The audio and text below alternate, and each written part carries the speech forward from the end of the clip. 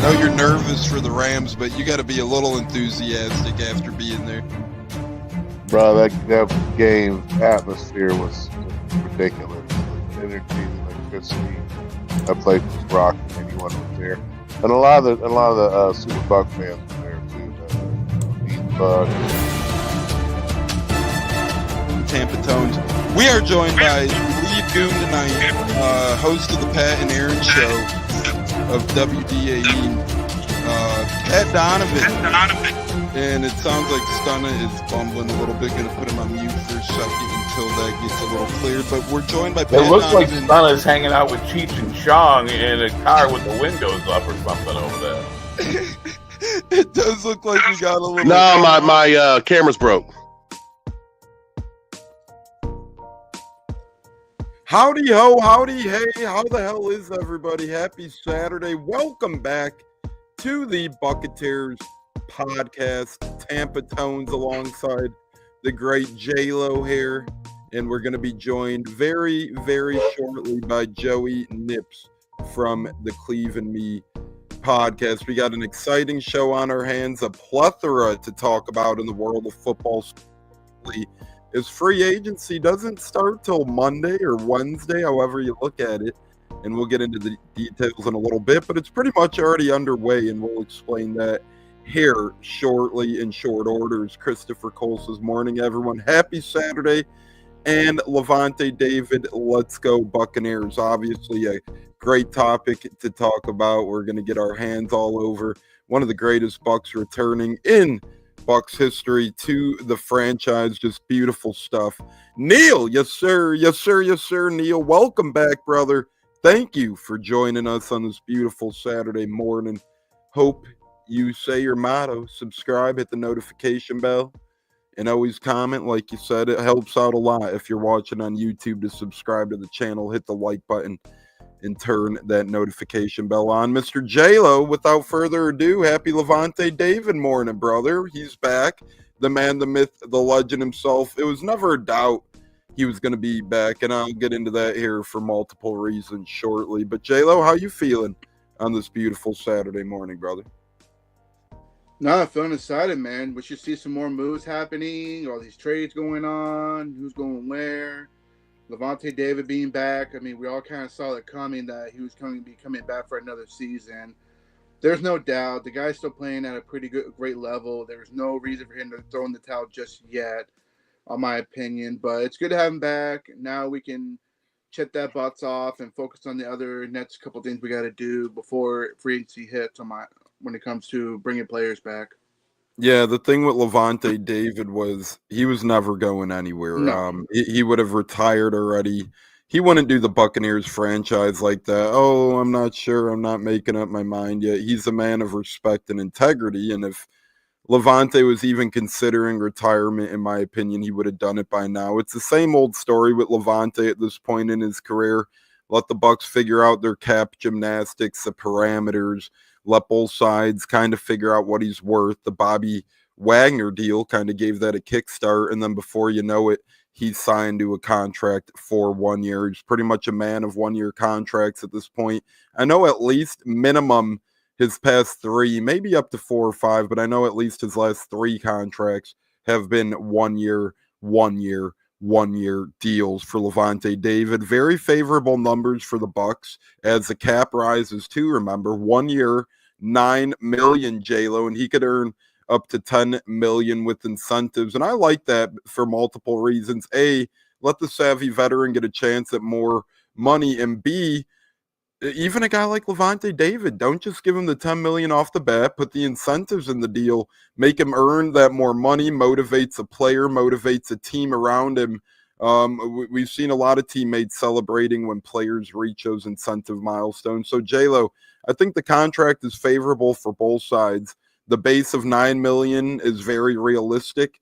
Bobby Wagner's making similar, and then, hey, you could earn yourself a little more cheddar by helping out the team, helping out yourself, helping out your legacy. What say you? No, agreed. I mean, Lavonte, whatever he gets, he's earned it. I mean, you can't be mad at whatever he gets. Some people have him getting 5 to 6. To me, that's a little insulting. I think. Yeah, that's a slap in the face. Could you imagine the Commanders dishing out what they did for Wagner, and then the Bucs turning around and offering Lavonte $5 to $6 million. And the same people who wanted him for $5 to $6 million are the same people who's pounded their chest that he's better than Bobby Wagner. So, how does that logic make any sense, Jayla? It doesn't. I mean, he's still a great linebacker, and he deserves, a nice little payday. 9, guaranteed, and then with the boost of million, which I think he's going to hit, when it comes to incentive. I mean, the guy just deserves a payday, and to me, people that put 5 to 7, that's a little insulting. I just don't think that's an accurate payday you give a linebacker who's put his heart and soul in that field, being a leader, going out there every day. I mean, plus remember the years he went when we were terrible, and he still stuck around, and he still kept going with us. I mean, those are players you want to pay and show your appreciation to when they're still playing at a decent level. Yeah, I agree. And he's a franchise great. As Buck 78 says, fire the damn cannons, go Bucs, go Bucs, go Bucs. We'll bring him in now, the man, the myth, the legend himself, the big-headed kid, Joey Nips from CLEVE and me. LV Day ain't no Favre or Roger. No, that's for damn sure. I mean, well, Rodgers never really retired, at least yet. I know he's always floated around, but I know what you mean, Christopher Cole. Lavonte's a man of respect. He would do it up front, where Rodgers and Favre kind of let their teams linger on a little bit with their decisions. I think that was a couple off seasons ago where Rodgers did that with the Packers, and it's like, come on, today, Junior. But Joey, right now we're talking about the return of the great Lavonte David. He was drafted in 2012 to this Buccaneers franchise. So another year for the great one, Joey. I think it's going to be season number 14 for the big guy, believe it or not. Yeah, what up, Mr. Gray and J-Lo? It's good to see you both today. Really good stuff. Lavonte David. That didn't land. It's all good. Oh, no, the NFL season feels like it's in full flow already. I mean, Lavonte David for the Bucs, that's a huge move now to me. You might not have to focus on that as much between the draft and free agency. You still want a second guy, of course, because some of those players you played last year alongside him weren't the greatest, so you still want to shore that up. But really good move here. This is the leader of the defense, the quarterback of the defense, and he still makes big time. Just look at the stats. I mean, that's why he's still playing. He's a dog, and at the end of the day, it's always good to see one of those type of players back in the locker room for sure.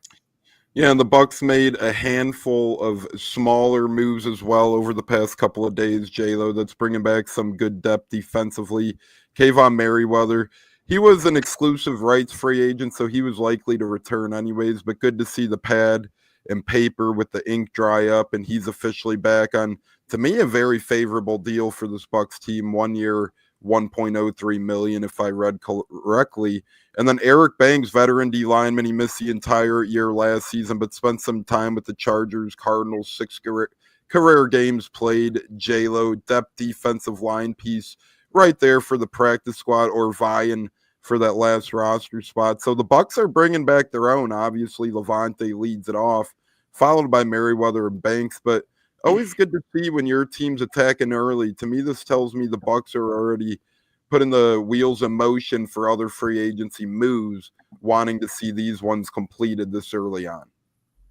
No, couldn't agree more. Merriweather's a good depth piece. He had a little rough start when he stepped in, getting beat downfield here and there in coverage. But then he finished pretty strong when we brought him back from the Lions practice squad. So I like that, him returning. He'll be a good depth piece, knows, the system under Todd Bowles. So, and I'm pretty sure they'll create packages to get him in there, here and there on certain plays. Plus special teamer, it's good to have one of those in there as well. Banks, I'm not too sure on, probably just a body, but we'll see what happens. You never know. One of these guys could come out of nowhere in training camp and blow our minds, and it could be him. You never know. But I'm all for depth, man. That's what we need. That's where we were hurting last year. We heard a lot in the DB room, the defensive side more than the offense, besides our 2 receivers going down. So, yeah, the more depth, the merrier when it comes to the Bucs. Yeah, and our Nebraska guys joining us. Morning, boys. Always good to hear you all to get my day going. We love you, Puckhead. And, hey, Puckhead, the Nebraska legend himself is back in Tampa. Lavonte David re-signed with the Bucs. 1 year, $9 million, can earn up to 10. Joey, maybe not specifics on Merriweather or Banks, but just kind of speak, it's important. People overlook these things, but the depth guys are important to build out the roster, round out the roster. For example, look at the Colts. They already moved on from a depth piece, the backup nose tackle, to saving money for this free agency. You got to line the right depth pieces on your roster, and you don't really have time to mess around with that. So Bucs bringing back guys, Colts pushing out guys. Good to see shuffling going on each side on the back ends of the roster. Yeah, and we have a new D coordinator too, Lou Anarumo. So you're going to want to get quality pieces who you like to have that fit your scheme. So, I mean, these third stringers that people might look at or second stringers, they're one injury away from being a vital piece and getting a lot of playing time. So you have to build quality depth. Now, of course, stars win in this league. Look at Mahomes, look at Brady, so on and so forth. But at the same time, you need that depth. It seems when one position gets injured for a team, it usually is a domino effect, and you get like 2 or 3 players at that spot. So always good to see. And those are usually the moves. They won't make you socks only at night, but they'll be pennies on the dollar guys that could be quality pieces later in the season. Yeah, Merriweather made a couple nice plays towards the end of last year, like J-Lo alluded to. Rough start. We actually got let go and then came back. J-Lo, at the game we were at, Joey was there for like 2 minutes, but when we were there for Bucs Raiders, Merriweather actually had an interception, ended up getting overturned by the big bosses up top, but the stadium was going crazy. He made a couple more critical plays down the stretch, and again, for those unfamiliar with Eric Banks, he's a defensive lineman, has spent some time I with was sicker than a damn dog, so you shut your mouth. Yeah, that's what they all say. But he was spent some time with the Chargers, spent some time with the Cardinals, and he's played 6 career games to this point. Was an undrafted free agent back in the day out of UTSA in 2020 with the Rams. So familiar piece from around the block. He was with the Bucs last year, out for the year. But as a Bucs fan, Lavonte David, Eric Banks, Kavion Merriweather, you got to be very happy with the direction we're going. I wouldn't be surprised if today's Saturday, tomorrow's Sunday, we hear about some restructures, some cap gymnastics happening behind the scenes. I'll tell you right now, a couple of guys who you could restructure in the Bucs front office to save you money.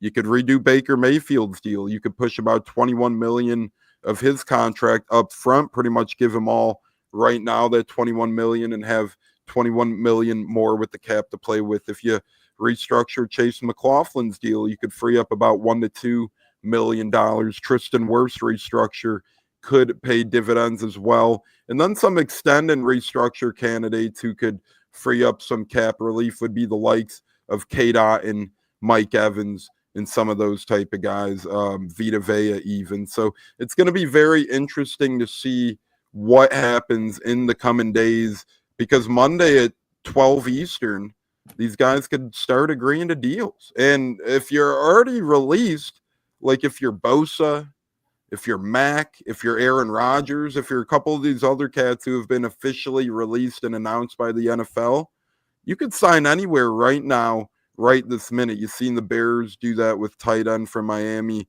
Durham Smythe, a couple of days back already. And now we see moves happening from across the NFL. The trades have been a lot. And that's what I'm about to get into right now. We're about to break it off with Joey. Let's start with you here. Star quarterback trade, Geno Smith, starting quarterback. Oh, I thought you said star.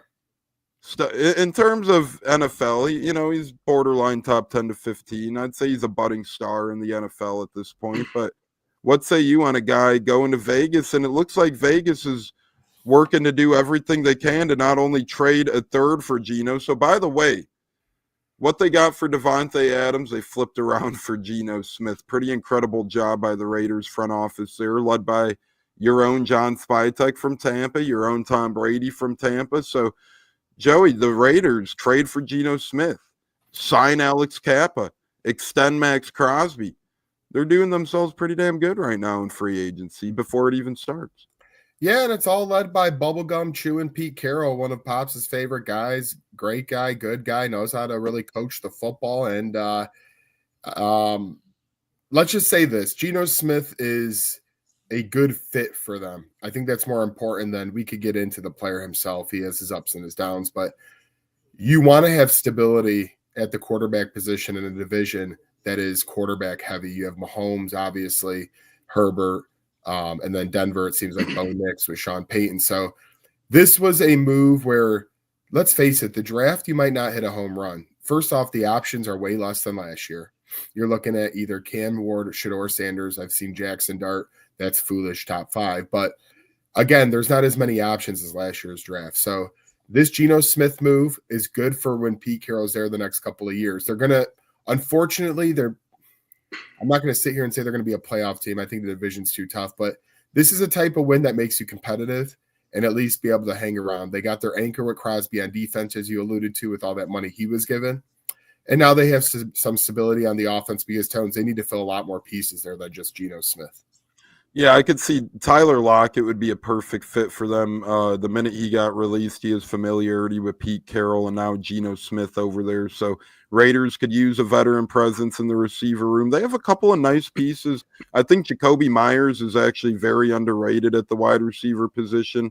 And then they have a couple of younger guys as well. And by the way, yeah, tight end, I was literally about to say before you cut me off, by the way, that Brock Bowers guy, Mike Meyer, it's like, come on now, man. But Mike Meyer, Brock Bowers, tight end room, and they're going to trade Mike Meyer, it looks like. That's the rumor at least, so we'll see what happens over there. But J-Lo, what say you on the state of the Raiders? Their initial proposal was for Max Crosby, for DK Metcalf, and Geno Smith. So that was an interesting initial proposal. Obviously, we see where that ended up.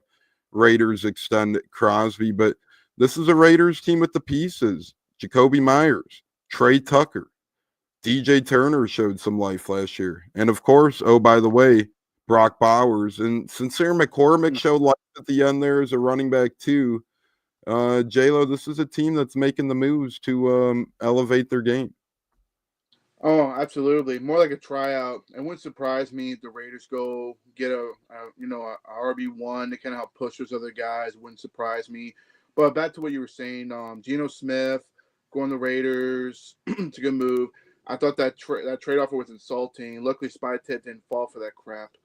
Not giving up Max Crosby. That was a smart move on his part. But at the end of the day, he ended up with Geno Smith as his quarterback. Might go pick up Tyler Lockett, like we mentioned, familiarity. And wouldn't surprise me if they go after Lavonte Adams. There's been speculation that he's willing to go back. So now you get your QB1. It may work out better, but that's a whole nother conversation. But I think it's a good move. I think it's a win for both parties. Seahawks get a third-round pick for them, which surprised me. I thought maybe they might get a fourth, but a third, hey, you can't beat that. So now you got a chance to add more draft capital and go get your depth pieces, in the first 3 rounds if you're a Seattle fan for the most part. Yeah, Seattle is kind of empty in the cupboard a little bit. They had a big release day a couple days back, released 4 guys. Later on, Lockett. Now they're trying to trade Metcalf. They already traded Geno, Papa Geno, obviously. So Seattle, coming off a 10-7 season, and they had a very tough schedule last year. It looks like they're retooling. I know they missed the playoffs, but kind of wild to see a first-year head coach go 10-7. Then they retool the shed. But, hey, you're seeing other teams do that as well. The Chargers are cleaning house a little bit. Gus Edwards and both of their premier pass rushers were released as well. So one of those things happening around the NFL. But the Raiders' key is getting them back to relevance. And I think John Spytek and Tom Brady are doing an excellent job of that. Getting in Pete Carroll, getting in Chip Kelly. Go up and get a guy like Alex Kappa, 2 years, $11 million, Super Bowl winning O-lineman. I know he didn't pan out in Cincinnati, but Raiders aren't paying him what Cincinnati was. Cincinnati was paying him around $11 million a year. Raiders are getting him at $5.5 million a year. Speaking of all these big names, jacks me up, J-Lo, for the Bucs. And I just want to ask you guys, the next big Bucs domino to fall will be blank. J-Lo, do you think a restructure of some sort? Do you think Godwin announcement? Do you think a different depth piece? I mean, we know that J.J. Russell and Brewer are imminent. we know their announcements are going to be coming here over the next couple days as exclusive rights free agents. So besides those two cats, J-Lo, where do you see the Bucs going next? I think the obvious one, the easy one, I think we can all agree upon. If we don't, it is what it is. I think Godwin's the next bit move we're going to hear. You think so? I think we're going to have to hear about restructures before that, though. So, but they can make that easy. But they can make that easily. Not to cut you off, because Greg Allman did report on social media in the Twitter world that the Bucs can easily restructure the moment they resign somebody, or they you would hear about it imminently afterwards, and we'll see what happens. But remember, everybody freaking out last year. J-Lo, Mike Evans is going to hit the market. Mike Evans is going to get 2 years, 50, 60 million. Does this sound familiar to you with Godwin? Absolutely, very familiar. All of a sudden, now we're hearing the Patriots are about to offer him 25 to 28 million. He's not going to hit. I just feel like he'll get resigned sometime today or definitely tomorrow. We'll hear an announcement that he's resigned for a pretty reasonable receiver market value on that point. And let's remember, the guy got injured during the middle of the season, and you really think a team's going to throw $28 million on a guy who they don't know in the medical room if he's really going to be ready for the season? We don't know. The only one that do know is the Bucs. Yeah, and we'll see what happens. Joey, what do you think the next big move for Tampa Bay to be had is? I think the cop showed up for J-Lo. I think he's going to be taken away now. What say you? I mean, Godwin would make the most sense. I'm looking at just a free agent list right here, and of course, he ranks near the top of it. And usually, you like to take care of your own before you splash out. So hopefully, Godwin deal gets done within the next 24 to 48 hours. But if it doesn't get done, I don't think it will be because he's going somewhere else. So it might just take some time to agree upon the money. But other than that, I was just looking at the comments there with 2 free agent edge rushers. Hassan Reddick wouldn't be a bad maybe. Between wide receiver and edge, there are a ton available. Yeah, I mean, Khalil Mack, literally, Malcolm, you will not have a problem trying to get an edge, Mr. Buck 78, that's for sure. But I think Godwin, to stick to task at hand, is the next domino to fall out of the bigger names for sure. Yeah, just to name a few edge or outside linebackers who could say edge or D-end available. Joey Bosa is already able to sign. Khalil Mack, Harold Landry, Draymond Jones. They were all released from their respected teams. Hassan Reddick, Matt Judon, DeMarcus Lawrence, Josh Sweat, Chase Young. They're quite a bit. Yeah, it goes back and back. I think he technically qualifies as a different position unless he was just paid that low. But there's also Calais Campbell if he returns as a DN. Jonathan Bullard, getting into some depth names here. JTS, he's going to leave the Bucs, obviously.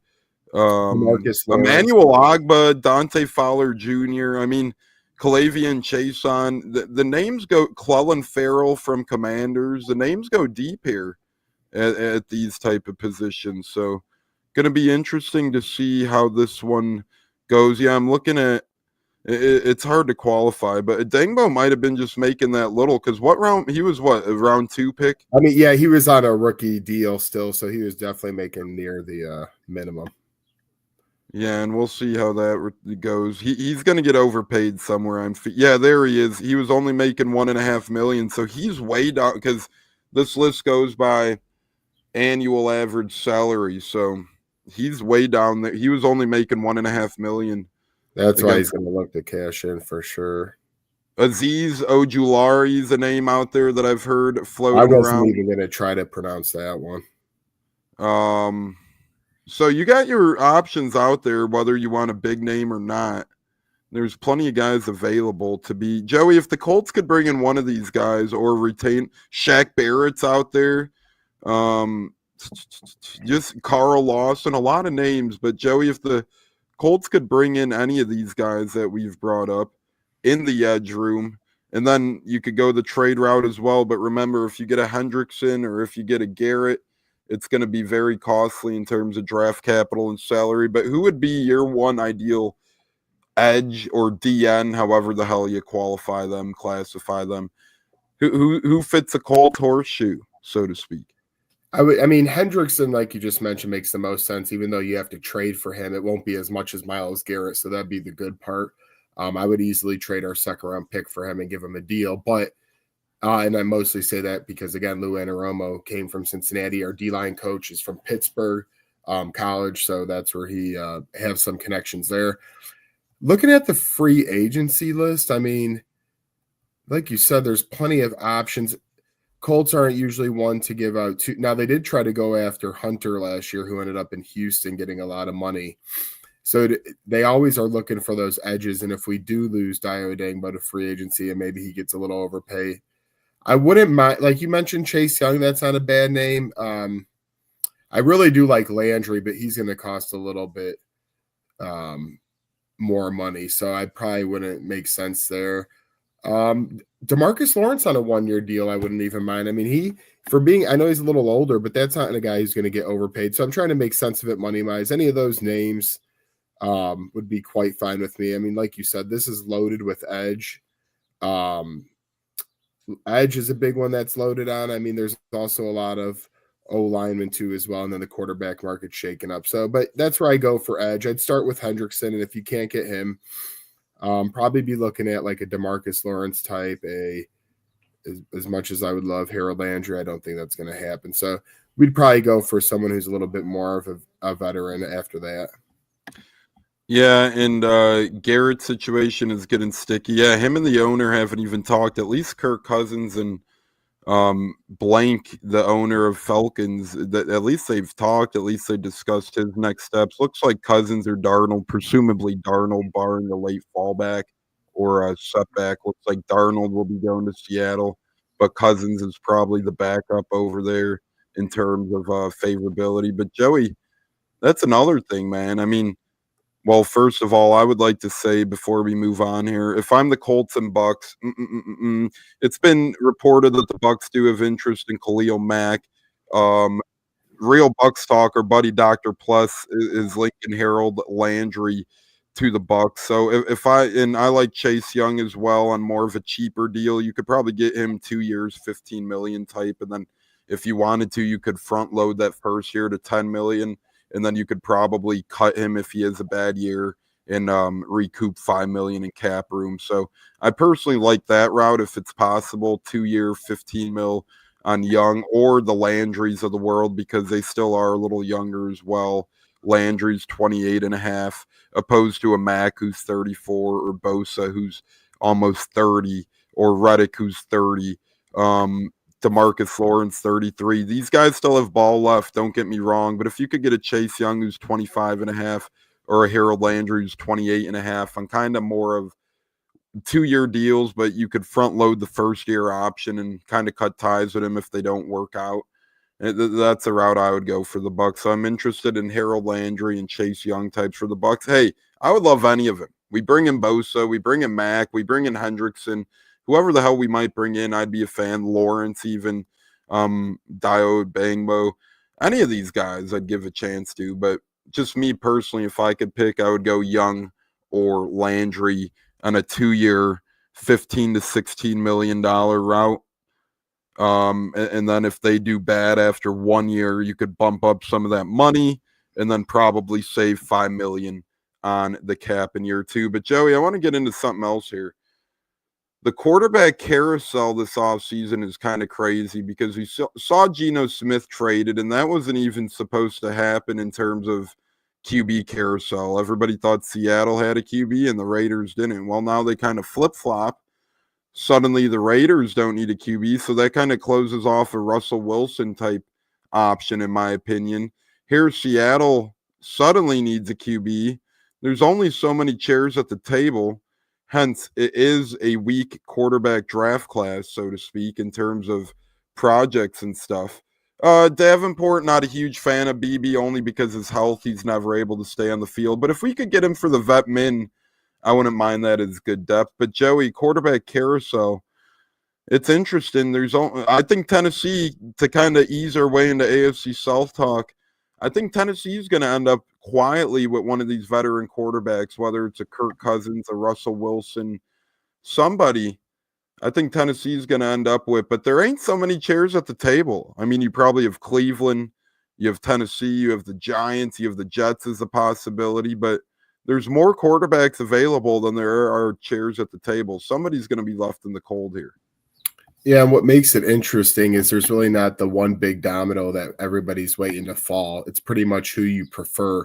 Even seen some Aaron Rodgers to Minnesota path, Brett Favre style when he went Jets, Minnesota. So it's not about really, that if once this guy goes, once X goes here, then the pieces are going to fall into place. As you've seen with the Geno Smith trade, what nobody really saw coming, what is left on the platter for quarterbacks, it's okay, but it's not great.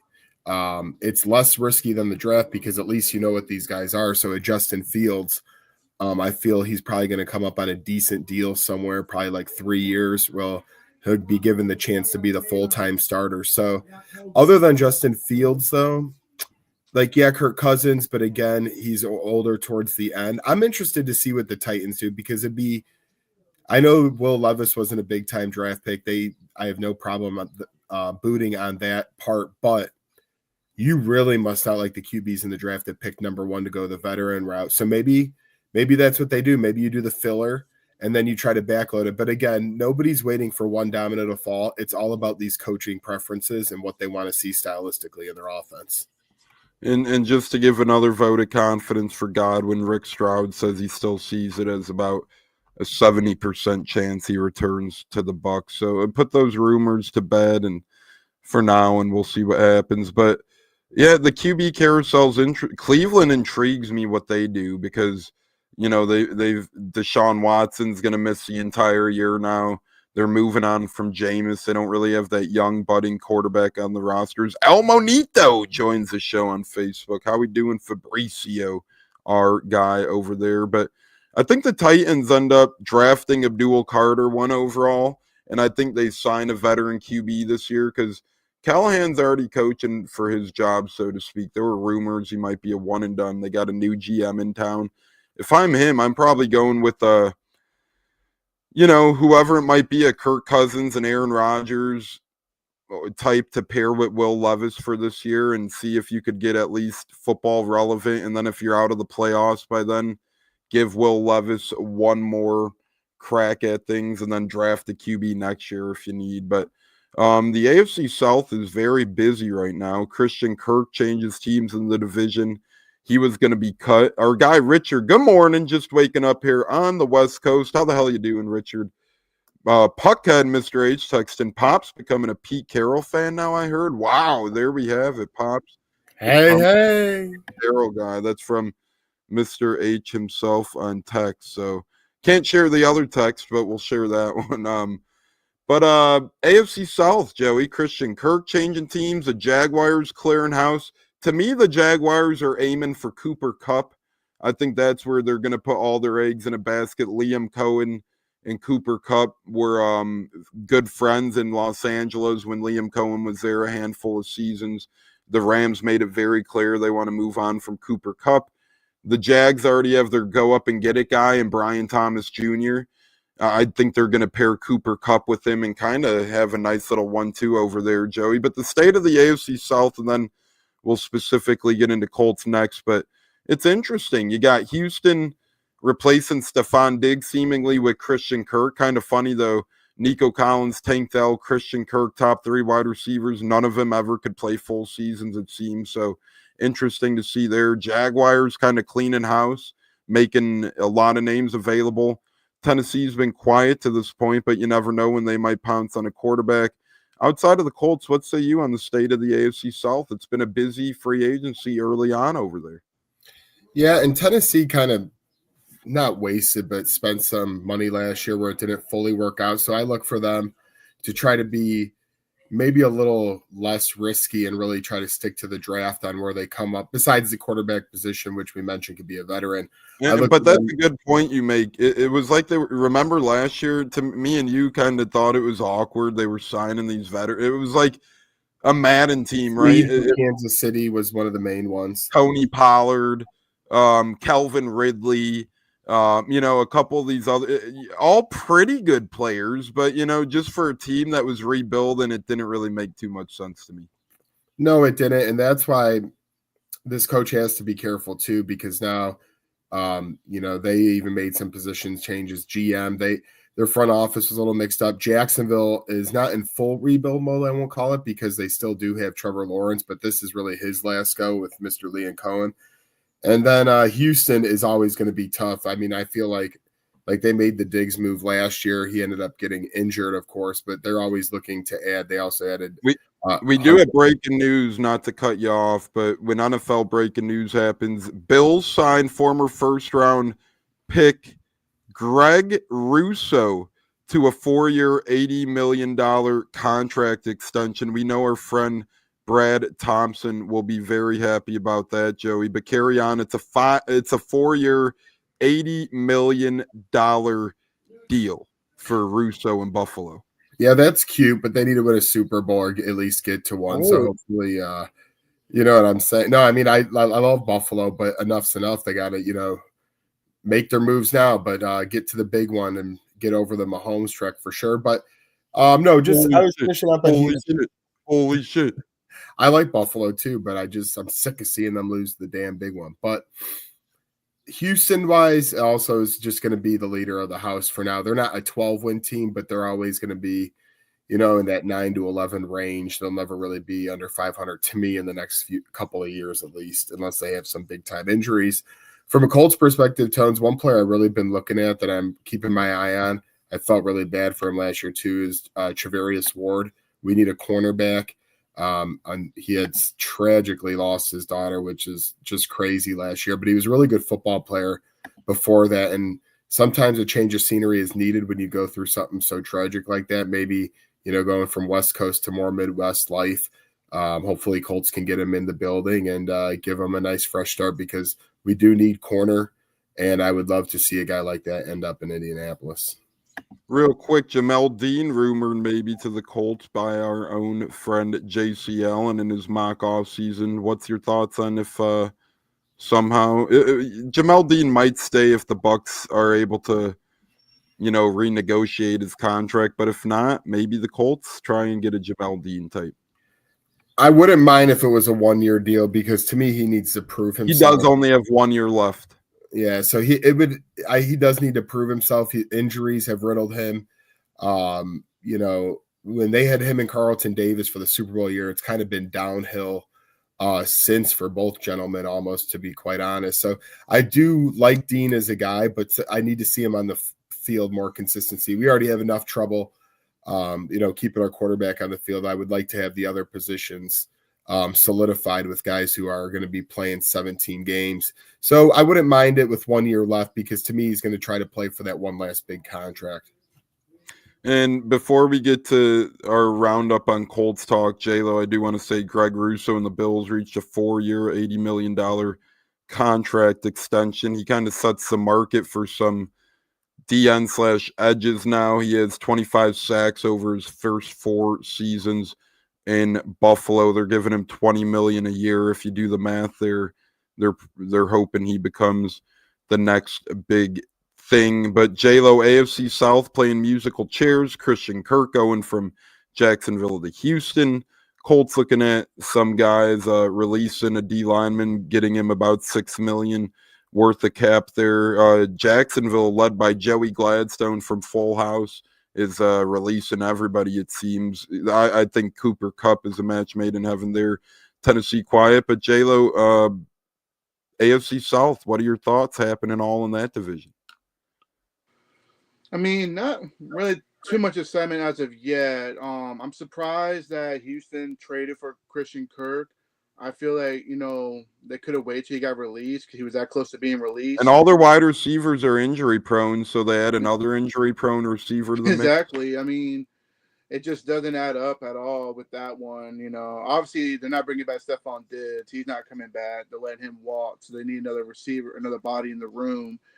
But Christian Kirk, I feel, is not the answer. He's injury prone, like you just said. I mean, I just don't think it's going to solve anything.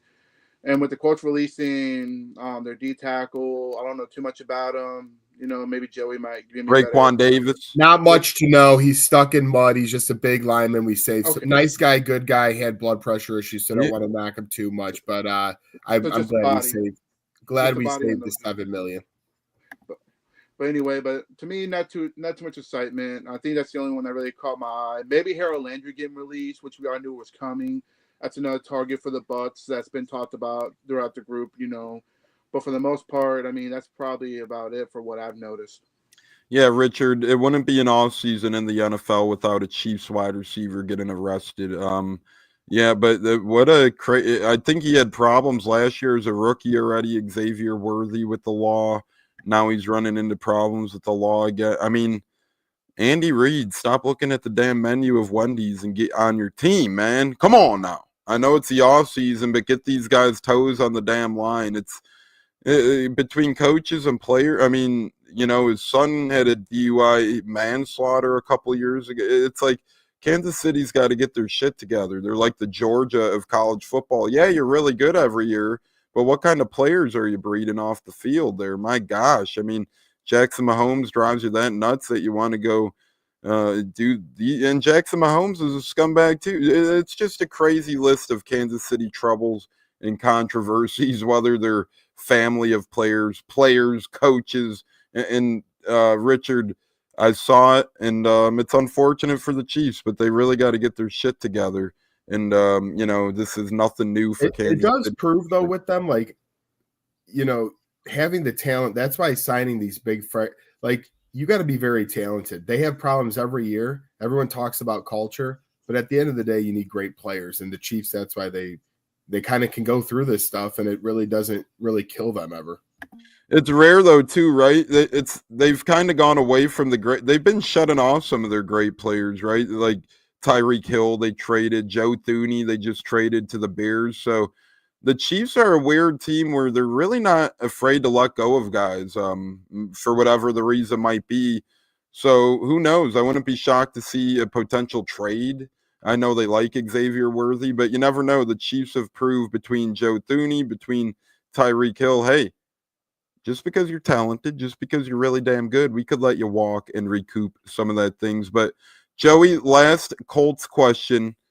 Up in Buckhead, KC Penitentiary, Uso Penitentiary. We got a shot. You don't end up there anytime soon. Olivia's saying happy Saturday, fellas. Nice scarf, Joseph. But Joey, last word on the Colts. Top 2 targets for you with the Colts this offseason are? I named one of them in Tre'Davious Ward. I also like Byron Murphy, cornerback out of Minnesota. As I said, we really need to get players that fit the Lou Anarumo defense. So I wouldn't mind. Also, the linebacker in Cincinnati who wants to be traded possibly. I forget his name, but I wouldn't mind him either. But again, cornerback. Excuse me? Sorry, Trey Hendrickson is who you're talking about, right? The pass rusher? Yeah, D-line, yes. But there's also a linebacker. Because our linebackers, I like Zaire Franklin, but I think we'll be moving away from EJ Speed. But to wrap up Colts talk, we got to be looking at the cornerback room. And then internally, I wouldn't mind if we held on to either Ryan Kelly or Will Fries, just because if you lose both of them, we have 2 young guys who could step up. But you always want to have, again, depth we talk about, and swing tackles, swing guards, people always call it. I would be looking to see maybe if the Colts quite possibly maybe bring one of them back. But again, cornerback, and some defensive players will be changing. And then our tight end room's about as good as us 3 here. I've mentioned that several times before. So, Tones, I believe you mentioned Zach Myers already. Not a bad option. And I think you mean Jermaine Pratt, linebacker from. That's who I'm talking about. Thank you. So him or Hendrickson coming, as J-Lo alluded to as well, that wouldn't be bad. But tight end wise, if it's not going to be Warren in the draft, I don't know who the free agents are. You got Evan Ingram out there now. You got Mike Meyer maybe getting traded. Oh, yeah. What did I say? Zach Meyer? Wasn't that our buddy from baseball back in the day? Jeez. Yeah. We'll see what happens there. But tight end wise, Colts could use a couple of other guys. J-Lo, what say you on the state of the Colts? Well, obviously, I mentioned Trey Hendrickson. I think that would be a great pass rush to put, with that front D line that the Colts have. I think adding another receiver in the group to kind of help out Michael Pittman Jr. and help develop the other young rookie from last year from Texas. I can't remember his name at the top of my head, but A.D. Mitchell. Yeah, Mitchell. So Alec Pierce had a pretty good year. Oh yeah, Alec Pierce. I can't forget about him. But I figure another receiver to kind of boost that receiving core. Tight ends definitely a must. That's probably number one. I feel on the offensive side of the ball.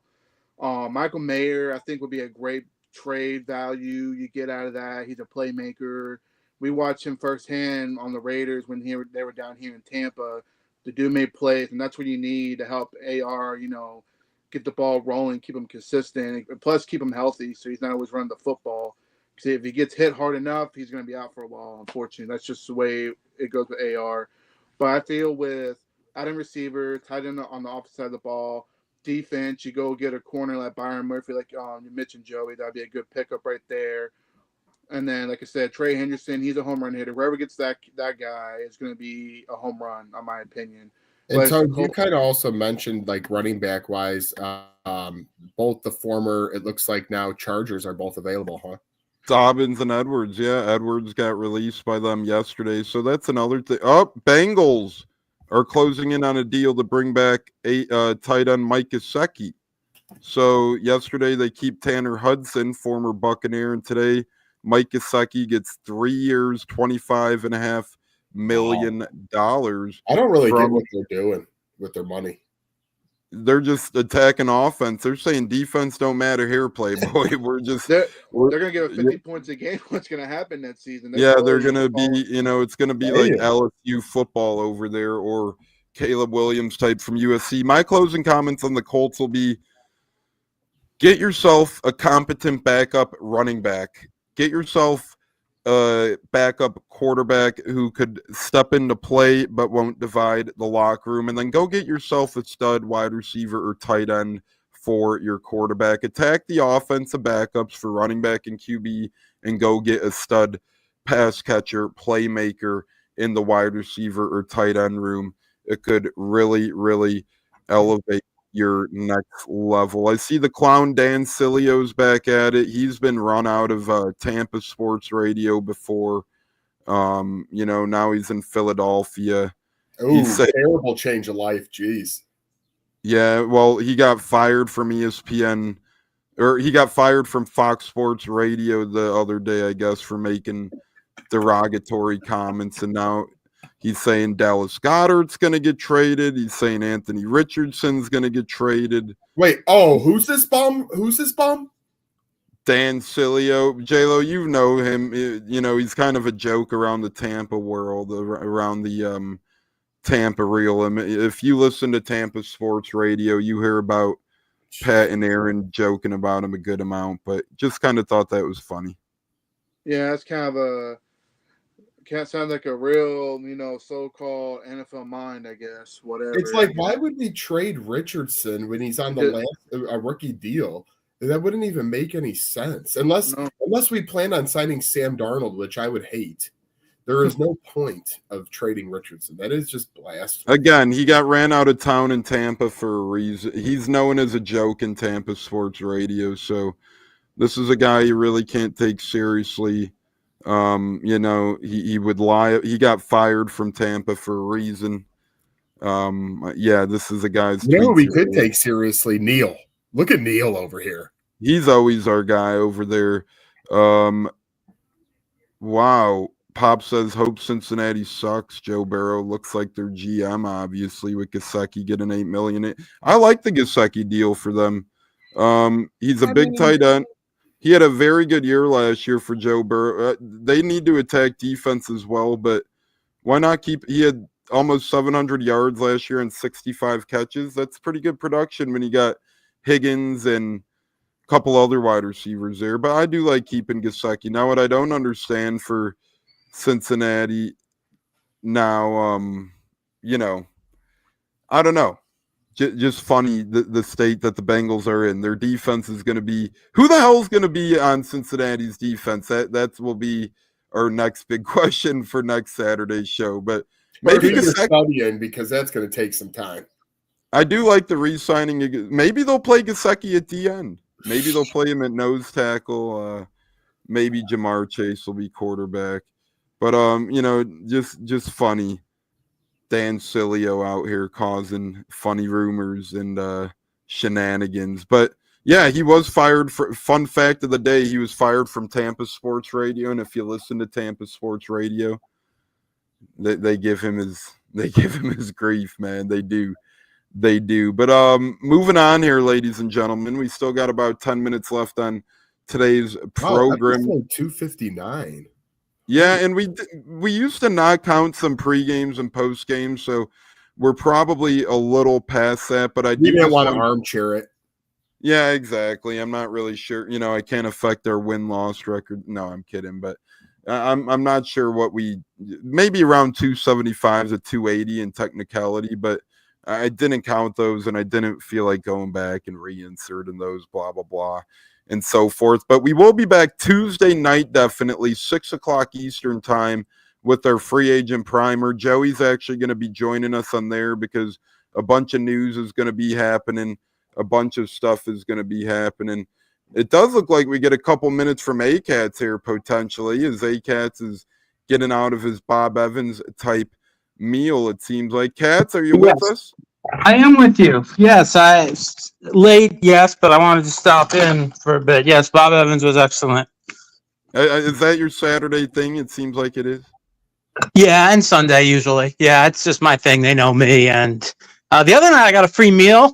I actually went for dinner, and I ordered the chicken tenders from the dinner bell menu. And in my coleslaw, there was this tiny little piece of metal, which I didn't swallow, so they gave me my dinner for free. You get some metal in your coleslaw, huh? One little piece, but I found it before it ended up in my mouth. I mean, if I'd swallowed it, I'd have a nice lawsuit, but that didn't happen. But yeah, so dinner was free and no big deal. Hey, you don't have to give it to me for free. Yeah. You could have got the Buccaneers on Fox or something if you got a lawsuit going on with Bob Evans. I know lawsuits pretty well, but anyway, it's a beautiful day in Tampa Bay. It is. Real quick, Cats. Lavonte David back, Kayvon Merriweather back, Eric Banks back. Obviously, big one. Lavonte.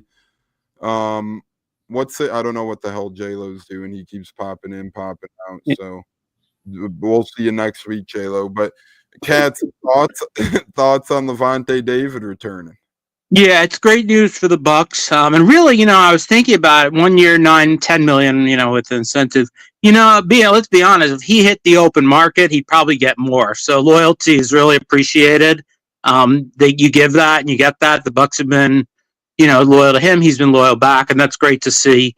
Obviously it's still a need linebacker, but it's, puts a little bit less stress on that particular need. So really appreciate Lavonte coming back, giving us what I consider to be a bit of a hometown discount.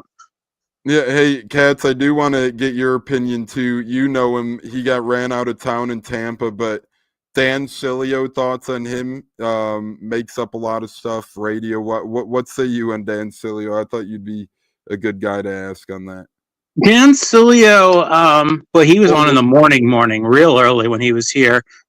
He was with the Bucs before my time. He was known as a big draft bust, workout warrior, but a big time bust. For the most part, a blowhard. He can be entertaining at times. He was at times entertaining. I liked his takes on Mark Dominic. He basically called him out for being a loser, so I really appreciated that because most of the media here just kissed Mark Dominic's ass. So he's a terrible GM, and you notice he's not been a GM since. But Dan Sileo didn't, so I appreciated that. But more or less, Dan Sileo's a blowhard. Well, there you have it, folks. Did he come up in the news or something? Did something happen with him? I think he got fired from Fox Sports for making some derogatory, and now he's saying Dallas Cordero is going to get traded. Richards, he's just making up a bunch of trade rumors. All right, that's his MO, pretty much. Yeah, that's his MO. Yeah, well, there you have it. Tampa's finest A-Cats with his thoughts there. Let's see. I do want to get to a couple other things before we head out. March Madness coming up. J-Lo, your Gators looking good there. Quick thoughts on them? Looking like the truth, man. That could be a team. They got all the players, the right coaching to, make a run. I've been watching them play. They've been, making their baskets, beating all these top 10 teams in the nation. going to Auburn, beat them in their house, and then they win Alabama the other night, beat them in their house. I'm really excited for the Gators. You know, I'm really excited for March Madness for once in a while, you know, because my team's actually going to have a shot at making it. Joey, thoughts on March Madness if you were to pick one team today? Oh, I love the Madness March. I everything about it. It's just crazy. It's awesome. You could sit on your couch for 72 hours and not really move too much. So it's just going to be a great time in a couple of weeks. One team, I mean, it's hard not to look at Duke or Auburn, so I'll kind of try to stay away from them. Big Ten doesn't get a ton of love when it comes to these tournaments, but I will say this: Big Ten's probably one of the more competitives in terms of depth where they have it. So if you look at a team like Michigan State or Michigan even, the state of Michigan could have a nice little run in the tournament here. I'm not saying either of them will win it all, but sometimes the Big Ten does get overlooked. I mean, even Wisconsin, Purdue, Illinois, these are all teams that are going to be battling. So I'm trying to look at some Big Ten basketball right now and see how they might fare. Other than that, St. John's and Mr. Rick Pitino, they playing well. I don't always agree with, What law is he breaking today?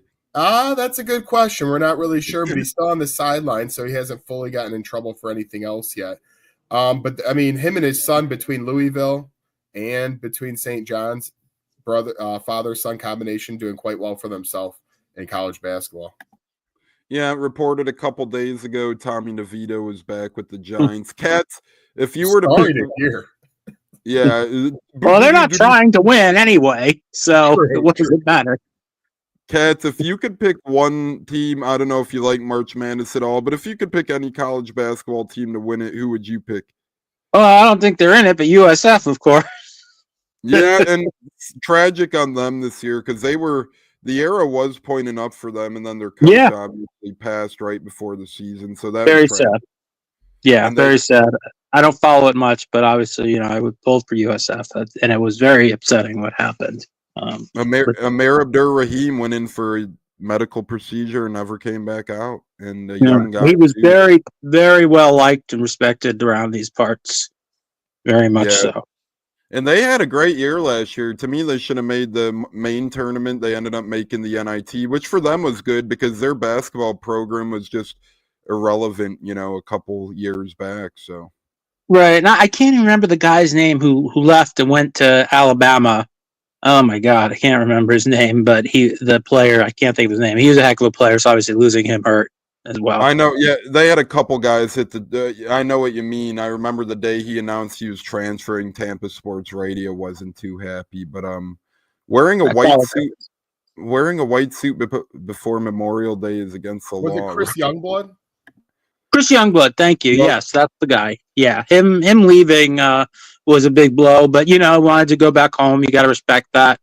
But yeah, that was a big blow to the program.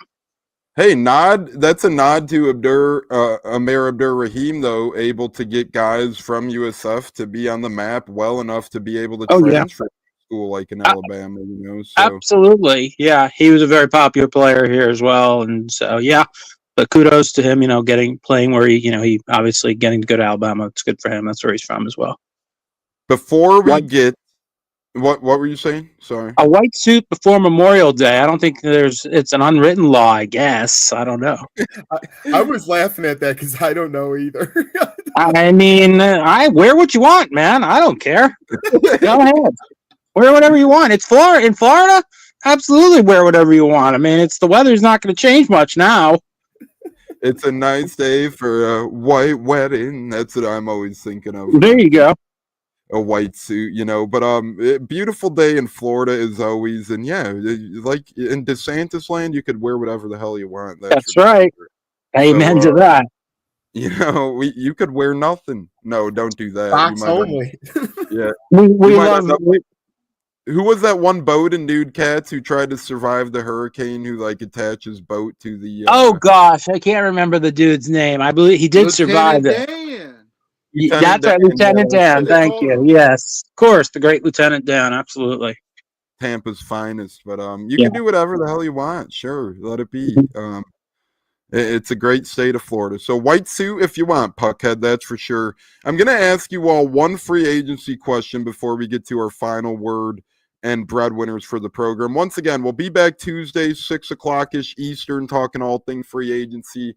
And JC Allen might have a Monday night special if news breaks with me for about half hour, 40 minutes as well. Rick P, new attire for games. Well, and hopefully he doesn't spill the blood on his suit before a game. Who the hell knows what he's doing? But one last question of free agency before we get going here. J-Lo. Devontae Adams ends up blank. Oh, man. Oof, tough one. If I had to pick, I say LA Chargers. They need a receiver. They'll pay him the money he wants, and he would fit good in Jim Harbaugh's system over in the AFC. Especially, it'll be a good weapon for Justin Herbert. Joey, double decker for you. First to get traded or neither? Myles Garrett versus Trey Hendrickson. And first to get signed, Khalil Mack or Mr. Bosa?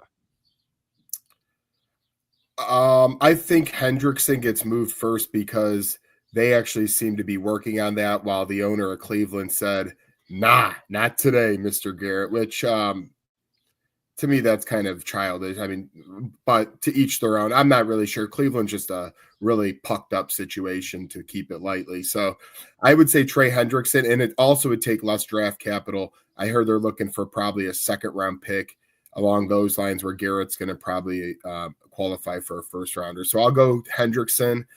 And then between Bosa and Mack, I think Bosa's still looking for more money than people might be thinking. Everyone's kind of treating him like he's, 1 foot out the door. I don't think so. I think this guy could get a little rejuvenated. I know he has some health concerns, but you're telling me if he paired up with his brother in San Francisco that they wouldn't be the Bosa bombs for a couple of seasons and really wreak havoc on the league. So Khalil Mack would definitely be more team friendly. I think he'd fit great in Tampa Bay. I think he'd fit great back in Chicago, where he came from just recently. But in terms of actual who gets there first, I think Bosa, I think someone's going to hop on that and overpay, and he'll make a move pretty fast here. Yeah, I think San Fran was kind of realizing they were losing their defensive identity. They were paying all these offensive guys suddenly, McCaffrey, Kittle, Ayuk, Debo, and their defense was just getting decimated and depleted in terms of depth, stardom, and everything else. So now you see them shed a guy like Debo. It's still been rumored that Ayuk might move. And again, they're going to have to pay Brock Purdy unless they want to let him walk. Would you really pay that guy what I'm hearing? Because I'm sorry. I know he's a great story, but great story shouldn't get $50+ million a year. I'd give him Baker Mayfield money right now. I'd give him like a 3-year, $105 million. That'd be better. But I'm hearing $50 million a year from some people. What are their other options, though? What are they going to do if they don't pay him? You trade him, I suppose. But what are you going to get for him? Or is he an unrestricted? Or I don't even know. The unrestricted free agent? Where are we at with him? When he hits the free agency, which is projected to be in a year, he would be an unrestricted free agent. I mean, I think they're kind of, your hands are tied. You got a quarterback where you're saying, well, he's good. Is he good enough to win the big one? Well, I mean, he got him to overtime in the big game. Sure. And maybe if they deferred on the coin toss, who knows? But they didn't know the rules, apparently. But yeah, that's what happens when the quarterback gets expensive. It starts to deplete the rest of the roster, and he becomes a lesser quarterback because now he doesn't have Deebo Samuel to throw the ball to. Might not have Brandon Ayuk. Catch-22 is a tough situation. I'm going to ask you 2 questions as well, Cats. One Bucs related, one non-Bucs related question before we get to our final word and breadwinners. Cats, put your GM cap on. You're the GM of the Steelers. Would you rather have Justin Fields or Russell Wilson back as your starting quarterback for next season? I'm going to go Justin Fields. I think there's still some upside there. I think Russell Wilson, I feel like, he's hit the end of the road here. I think he might be the vet QB without a chair left at the table when it's all said and done. There's just not – I could see Cleveland drafting a guy and getting Russell Wilson or something like that maybe, but ain't going to be much options left. And then Cats, not counting Godwin, but if you were to see the Bucs either bring back one guy or bring in one outside guy other than Godwin, what would you hope their next announcement would be, either a re-signing or an addition? outside of Godwin, not including Godwin? Not including Godwin. I'd sign Harold Landry. Yep, I would like that too. And he's still only 28 and a half. Exactly. His last 3 years, his sack production has been pretty damn well. He did miss a year, but he proved he could bounce back last year fine and recover. So I would love I'd take him over Mac. I'd take him over Mac or Bosa right now because he's younger and he's produced more recently. Now, Khalil Mack's a future Hall of Famer, in my mind, undoubtedly. But he only, and I realize he still can play, but still, he only had 6 sacks last year. He's 34, and strange. I think he might be more expensive than Harold Landry, even though Harold Landry's younger and seems more effective. I could see Khalil Mack getting more money than Harold Landry. So yeah, Harold Landry would be my next move from the Bucs. Totally agree with that. Totally agree. That'd be the best. I would love that move for the Bucs. Dr. Plus of Real Bucs Talk would like it as well. And then before final word and breadwinner cats, just quick update if you got any Rays news or updates for us before quickly we head into the season. I don't have any update on the Rays, regarding on the field or stadium issue. Don't have anything on that. Do have the Lightning on 3 today. Face the hated Bruins. They have been playing great. I really hate the Bruins even more now for just going ahead and trading Marchand to Florida. But that is really. I mean, they know that, even if they were to make the playoffs, they weren't, this is not their year. So they said, well, let's get something for them while we can. But boy, oh boy, that was disappointing. So hopefully the Lightning blow their doors off today. That would be nice if they absolutely do. But they have been playing great, and their trade was fantastic. What the Lightning did at the deadline, yes. Tremendous work by Julian Briswell. And like he says, and applied to any sport, it's better to try and fail than to fail to try. I love that guy. Who would have thought the state of Florida is a hockey town? I mean, you guys just got the juices between the Panthers and the Lightning over there. It's something. For a long time, the teams were never good at the same time. That was what always happened. So there really wasn't, people tried to manufacture a rivalry when there really wasn't one. Now, for the last, 5 or so years, both teams have been quite good, and they've appeared in the last 5 finals, and they've had some incredible battles, both regular season and playoffs. So yeah, and now both teams get to host outdoor games next year. I can't wait for that. Oh, yeah, I'm saving my money for that. I want to go to I'm that. interested. I'm going to that. Yes, I'll be going to that one as well. Yeah. Hopefully they're battle tested for that ice, because I remember they had it outdoors somewhere warm the one time and it was kind of slushing a little bit. So I think the state of Florida will be a little bit better prepared than the state of California, though, if you ask me, on a hockey game. They're not hockey people. We're adopting hockey in Florida. But J-Lo, final word for the program. Once again, definitely be back Tuesday, maybe Monday. And if we are back Monday, it's already confirmed that the great J.C. Allen from Sports Illustrated will be joining us for Monday. He's a coach now, so he can't do Tuesday, Coach Allen. But J-Lo, final word for the Buccaneers podcast. Hit the like button, subscribe, turn that notification bell on. And your breadwinner for the weekend. Last week we went 2-1. I hit on Senators money line. You hit on Florida money line. Joey's Hornets fell short. So we're 2-1 right now, and we're actually at just plus $2, even though we are 2-1. But hey, positive money's money. You could have won $2 listening to us. J-Lo, thoughts? Final word is Chris Godwin will be resigned. He will be a Buck for life. He's not leaving. He's not going anywhere. So all the social media, all that money throwing, Godwin is not that type of guy. He's a guy that wants to win. He's a team player, and he'd be willing to take a hometown discount to help this team win football again and compete for a championship. Just want to throw that out there. My breadwinner, give me Alex Pereira tonight in the main event, defending his title, and he beats, I can't pronounce his name, I'm not going to knock it, but Alex Pereira is going to win and defend his belt and stay as champion. That's my breadwinner. Yeah, J-Lo, breadwinner is Pereira UFC. I like that pick a lot over there. Joey, final word from you for the program, brother, and your breadwinner for the night. Or it could be today, tomorrow, Monday. I'll go with today and choose Auburn, giving up 7 points to Alabama. Auburn had a tough loss this past week, and I think they recouped well in their last home regular season game. My final word is this, guys. March, we're headed towards greatness. But between free agency, March Madness, MLB season, we're getting closer to all those, couple dark weeks there after the Super Bowl where everyone doesn't really know what to do. Now we're getting back to it. We'll set the clocks, get some more sun out there. And remember before bed tonight, Joey, good reminder. Bring ahead those clocks. Absolutely. I'm going to have to take my socks off an hour earlier than usual. So, no, with that all being said, everybody enjoy it, because I swear, if we do get to Tuesday's show and the Colts haven't made a move yet, I'm going to go scorched earth on this program. Y'all have a good weekend. Hey, Colts sometimes hide out until things. Yeah, we wait till it's official on Wednesday. Don't try to be like when people say grammatically correct for English. Don't try to be like play this correctness game of waiting till Wednesday. No, start on Monday.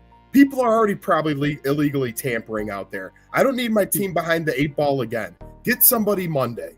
Well, by Wednesday, Anthony Richardson will be a Dolphin, it sounds like. So, all right, I'm out. That's disgusting. Illegal tampering starts at the combine, honestly. Yeah. That the whole time at the combine is the illegal tampering. And some teams, like the Atlanta Falcons, get docked draft picks for doing it because they're stupid enough to get caught. Exactly. And, well, Raheem the Dream, he might Raheem and those guys don't know how to can't control themselves, can't keep their hands to themselves. Kat, speaking of hands to ourselves, a final word here for the show, brother, and anything that you might like. You might like the Lightning tonight. Any team or prop bet that you might like to win today or this weekend? Yeah, well, final word is, like I said, it's a great day in Tampa Bay. Lavonte David's back. That could be a Freudian slip because I believe Chris Godwin will be back as well.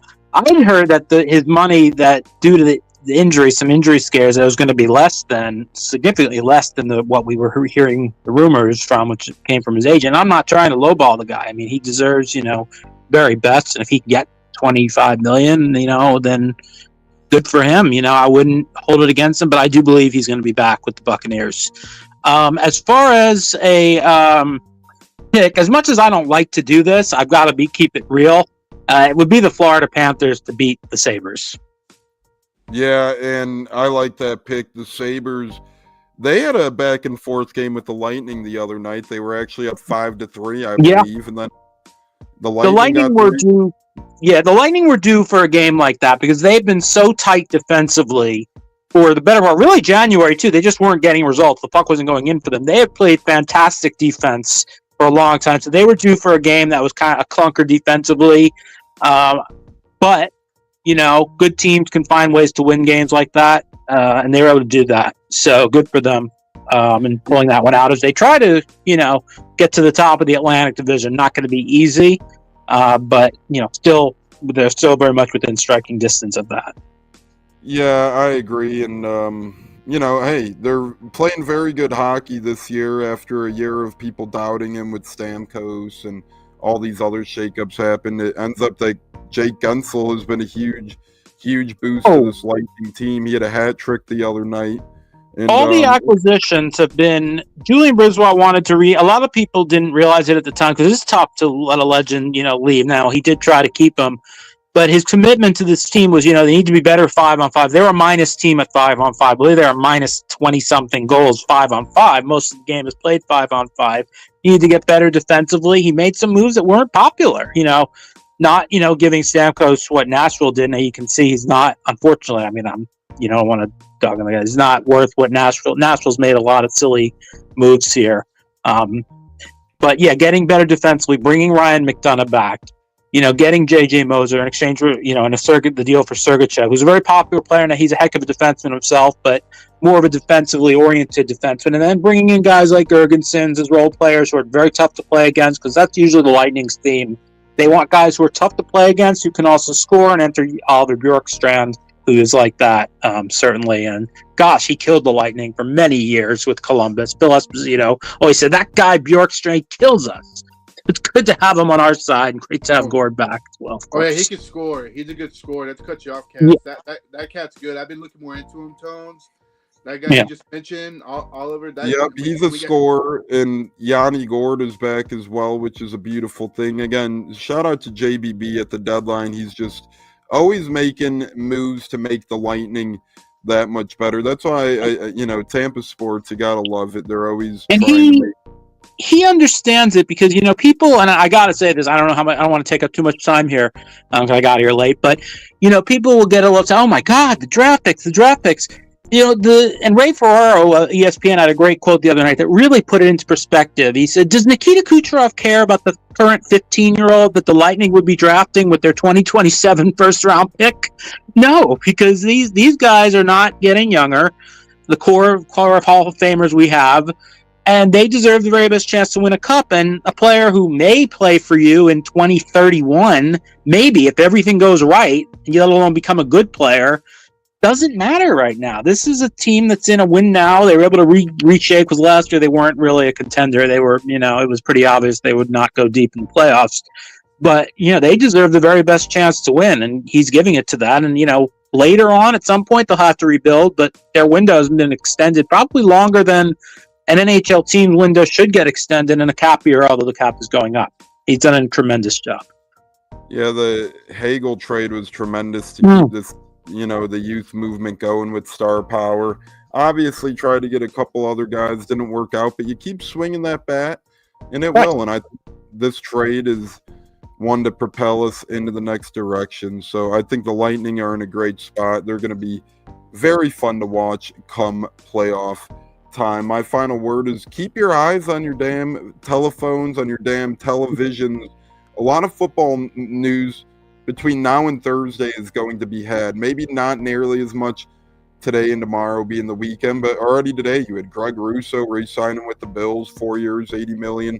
Mike Gesicki going back to the Bengals. A couple other things happening. So exciting times as a football fan, and that's why we're going to be back Tuesday, maybe Monday as well with the great JC Allen, but Tuesday. And keep your eyes peeled for AEW's pay-per-view tomorrow, AEW Revolution. They could be on Amazon Prime, HBO, and so much more. Great world of wrestling. Happy heavenly birthday to my uncle. Would have been his birthday today. And a couple shout-outs to the viewers as well. Bud Cannibalist, Richard T., Puckhead, Pops, obviously, Neil L., Olivia, and so much more. Miss BB King, Christopher Cole, Buck78, everybody who tuned in, thank you. And Pops and Mr. H for always texting in, thank you. Mr. H about socks. Pops bringing up some good comedic relief with Dan Cilio. So good stuff all around there. We appreciate it. Yeah, we know too much about Dan Cilio here in this neck of the woods. But on behalf of Cats, J-Lo, my breadwinner is this Penn State basketball plus 14.5 tonight against Wisconsin. I bumped the spread up a little bit. That is a minus 170 payout. So $20 on a bet would win you. Let's see. 20 would win you. Whoops, not that button. It would win you $12, so a little less, but hey, we'll take it. So once again, breadwinners, J-Lo going with Pereira tonight at UFC, Joey going with Auburn hoop spread, Cats going with the Florida Panthers over the Buffalo Sabres, and I'm going with Penn State bumped up to plus 14.5 over Wisconsin. On behalf of Cats, J-Lo, Joey Nips, free agency talk's been incredible. Tampa sports talk's been incredible. We'll be back Tuesday for sure. Maybe tomorrow or Monday. You never know if there's breaking news or some crazy stuff that happens in the world of football. But guys, be on the lookout for Bucs news. Going to be happening any moment. See you guys. Have a great weekend, Cats and J-Lo. Fire the damn cannons, fellas. Let's have Godwin back. Let's fucking go. Right. Announce it. Announce it. Announce it. Take care, John.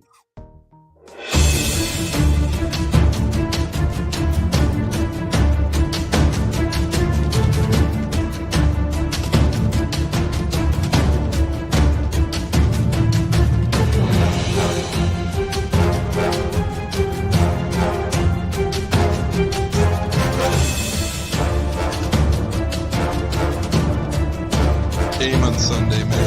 I know you're nervous for the Rams, but you got to be a little enthusiastic after being there. Bro, that game atmosphere was ridiculous. The energy, the electricity. That place was rocking. Anyone was there, and a lot of the Super Buck fans were there too. The Bucs.